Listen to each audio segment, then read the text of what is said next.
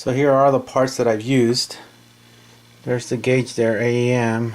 There's a part number there. The X gauge kit.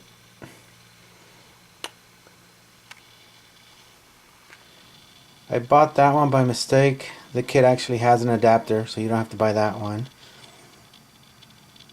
Here are the hose barbs. You want to make sure it's 3/8. 3/8 to 3/8. Here's the T-fitting. You want to use some transmission or line.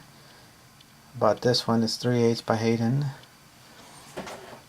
Here's the gauge holder number. It's by Blocks Racing. And there's the part number there.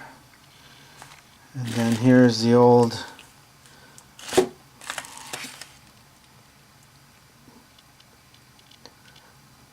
tubing that I took out. I did actually buy a new one, thinking that I was gonna have to use it. There's the part number for this one, replaces that one, but you don't need it.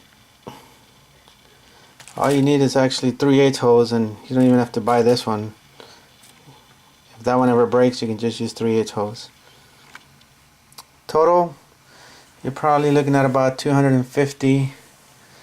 Unfortunately for this one, you have to buy a separate little kit, which is about $20, which comes with a bunch of different face plates.